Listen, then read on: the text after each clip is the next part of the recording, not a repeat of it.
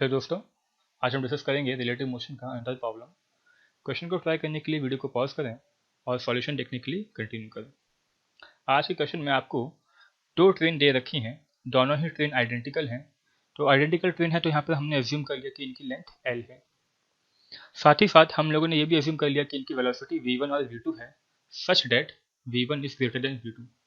यहाँ पर हम लोगों ने ये क्यों एज्यूम किया है कि v1 is greater than v2, ये आपको थोड़ी देर से हम लोग एक्सप्लेन करेंगे। तो क्वेश्चन में मेंशन कर रखा है कि स्टार्टिंग में जब ये ट्रेन एक दूसरे को ओवरटेक करती है तो इन्हें 3 सेकंड्स का टाइम लगता है। तो देखिए इन्हें जो टाइम लगेगा एक दूसरे को ओवरटेक करने के लिए, मान लेते हैं कि वो टाइम हमारे पास t1 के इक्वल है। तो t1 का आपके पास मैग्नीट्यूड आ चुका है 2l divided by v1 plus v2। यहाँ पर हम लोगों ने v1 और v2 के मैग्नीट्यूड को इसलिए ऐड किया है क्योंकि दोनों ही ट्रेन ऑपोजिट डायरेक्शन में मूव कर रही हैं, यानी कि रिलेटिव वेलोसिटी के कॉन्सेप्ट से इनके मैग्नीट्यूड्स ऐड हो जाएंगे। साथ ही साथ क्वेश्चन में ये भी मेंशन कर रखा है कि जब हमने एक ट्रेन की स्पीड को 50% से इंक्रीज कर दिया तो फाइनली इनको 2.5 सेकंड्स का टाइम लगता है एक दूसरे को पास करने में।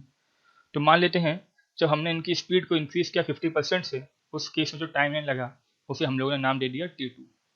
तो t2 का आपके पास मैग्नीट्यूड हो जाएगा 2l divided by v1 plus 1.5 v2।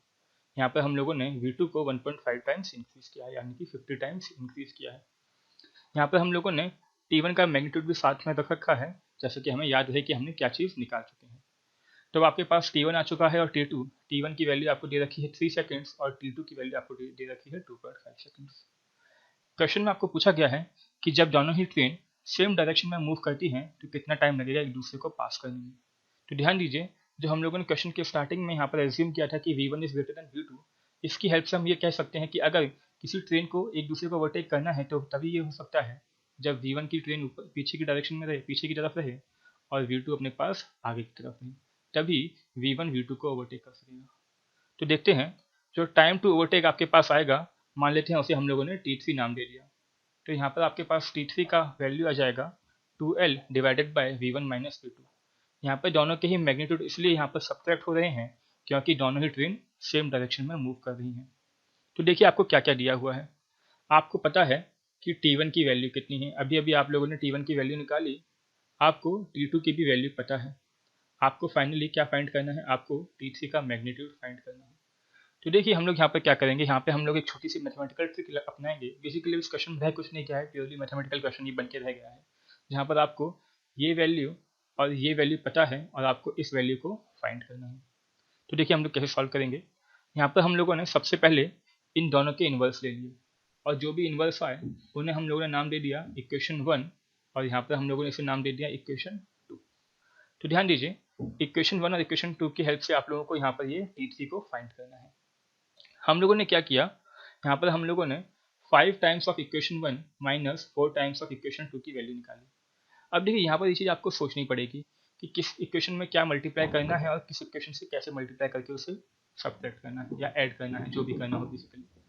तो कैसे हम लोग इसे सोचेंगे, ये तो सोचने वाली बात है। अगर आपको ये सोचने में दिक्कत आती है तो इसका एक और आसान तरीका है। आप क्या कीजिए, यहाँ पर v1 डिवाइडेड बाई 2l, इसको आप एज्यूम कर लीजिए x।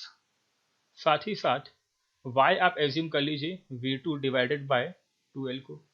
तो यहाँ से आपके पास ये जो दो इक्वेशन है, इन दोनों ही इक्वेशन में आप इन वैल्यू इस सब्स्टिट्यूशन को जब यूज करेंगे तो आपके पास x और y में दो इक्वेशंस बन जाएंगी, जहाँ से आप x और y की वैल्यूज को फाइंड करके यहाँ पे आसानी से इस t3 को फाइंड कर सकते हैं।